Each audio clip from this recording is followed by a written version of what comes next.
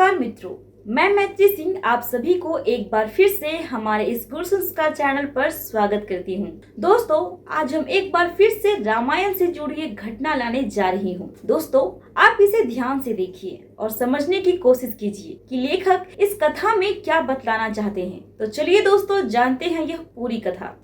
रामायण संस्कृत में लिखी गई है, एक महाकाव्य है जिसकी रचना महर्षि वाल्मीकि ने की थी। दोस्तों, यह भारतीय साहित्य के दो विशाल महाकाव्यों में से एक है। एक तो रामायण, दूसरा महाभारत। हिंदू धर्म में रामायण का एक महत्वपूर्ण स्थान है जिसमें हम सबको रिश्तों के कर्तव्यों को समझाया गया है। रामायण में एक आदर्श पिता, एक आदर्श पुत्र, आदर्श पत्नी, आदर्श भाई, आदर्श मित्र, आदर्श सेवक और एक आदर्श राजा के विषय में बताया गया है। इस महाकाव्य में भगवान विष्णु के अवतार के विषय में बताया गया है कि भगवान विष्णु का अवतार पृथ्वी लोक पर राम के रूप में जन्म लिए हैं। भगवान विष्णु इस राम अवतार में कौन कौन सी लीलाएं करते हैं उनको दर्शाया गया है। तो चलिए दोस्तों, आपको बतलाते हैं राम की कहानी अर्थात रामायण की कहानी। एक बार माता पार्वती ने शिव जी से कहा कि हे प्राणनाथ, राक्षसों का अत्याचार दिनों दिन पृथ्वी पर बढ़ता ही जा रहा है।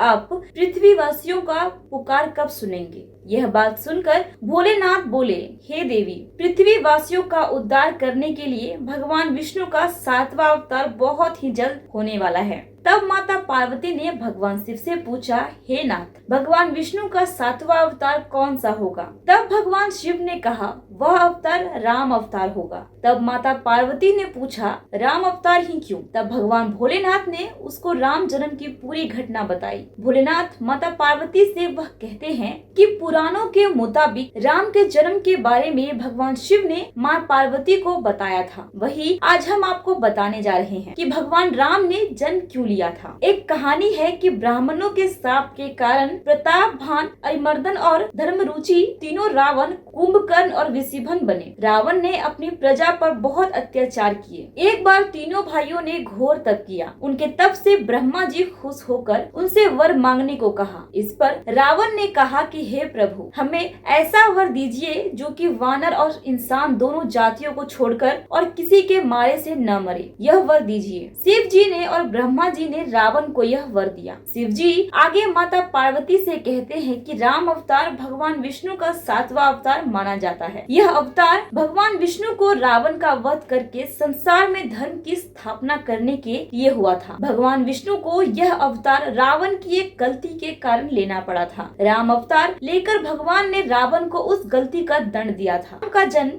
इक्ष्वाकु वंश में हुआ था। राजा इक्ष्वाकु सूर्य के वंशज माने जाते हैं, इसलिए इन्हें सूर्य वंशी भी कहा जाता है। इनके वंश में एक प्रतापी राजा हुए जिनका नाम था अनर्ण्य। रावण ने तीनों लोकों पर अपना अधिकार कर लिया था। रावण ने राजा अनर्ण्य के राज्य पर अधिकार करने के लिए आक्रमण किया। अनर्ण्य और रावण के बीच भीष्म युद्ध हुआ। ब्रह्मा जी के वरदान के कारण अनर्ण्य रावण के हाथों पराजित हुए। रावण राजा अनर्ण्य का अपमान करने लगा। अपने अपमान से क्रोधित होकर राजा अनर्ण्य ने रावण को अभिशाप दिया, तूने महात्मा इक्ष्वाकु के वंशजों का अपमान किया है, इसलिए मेरा शाप है कि इक्ष्वाकु वंश के राजा दशरथ के पुत्र राम के हाथों तुम्हारा वध होगा। ईश्वरीय विधान के अनुसार भगवान विष्णु ने राम रूप में अवतार लेकर इस अभिशाप को फलीभूत किया और रावण राम के हाथों मारा गया। आगे भगवान शिव माता पार्वती जी को बताते हैं कि राम के जन्म के पीछे एक और घटना है। तब माता पार्वती ने पूछा, और वह घटना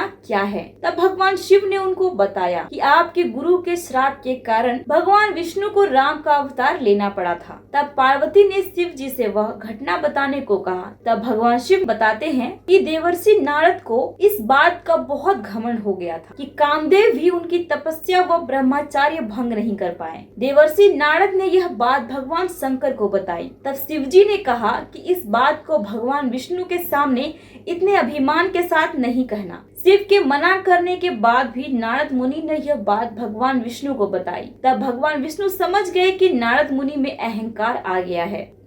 इसे खत्म करने के लिए विष्णु ने योजना बनाई। नारद मुनि भगवान विष्णु को प्राण कर आगे बढ़ गए। रास्ते में नारद मुनि को एक सुंदर भवन दिखाई दिया। वहाँ की राजकुमारी के स्वयंवर का आयोजन हो रहा था। नारद उस जगह पर पहुँच गए और वहाँ की राजकुमारी विश्व मोहिनी को देखकर मोहित हो गए। भगवान विष्णु की माया के कारण यह सब हो रहा था। राजकुमारी का सुंदर रूप नारद मुनि के तप को भंग कर चुका था, जिस कारण उन्होंने इस स्वयंवर में हिस्सा लेने का मन बना लिया। राजकुमारी को पाने की इच्छा में नारद अपने स्वामी भगवान विष्णु की शरण में पहुँचे और उनसे उनके समान सुंदर रूप पाने की इच्छा जाहिर की। इस बात पर भगवान विष्णु और माता लक्ष्मी ने उनसे पूछा, आखिर बात क्या है? तब नारद जी ने पूरी बात भगवान विष्णु माता लक्ष्मी को बताई। तब भगवान विष्णु ने कहा, नारद तुम कोई और रूप में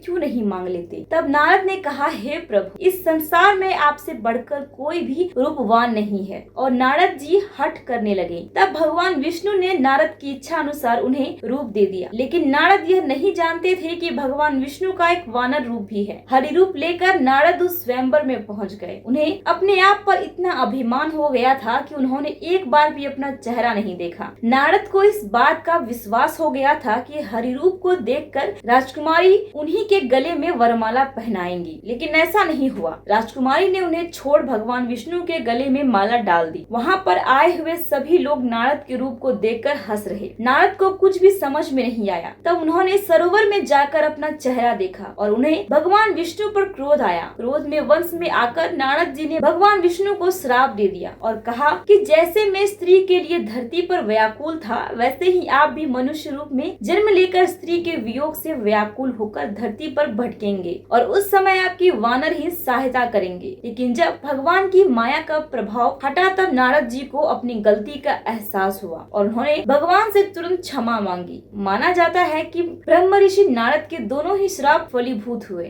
भगवान विष्णु को राम के रूप में पृथ्वी पर अवतार लेना पड़ा और माता सीता का वियोग भी सहना पड़ा और वानरों की भी सहायता ली। तो दोस्तों, आपने देखा कि भगवान विष्णु को धरती पर राम के रूप में जन्म क्यों लेना पड़ा। भगवान शिव ने माता पार्वती को यह पूरी घटना बताया। दोस्तों, जब धरती पर पाप बढ़ जाता है तब भगवान मनुष्य के रूप में अवतरित लेते हैं। तो दोस्तों, आपको हमारी जानकारी अच्छी लगी हो तो चैनल को सब्सक्राइब करना, शेयर करना बिल्कुल ना भूलें।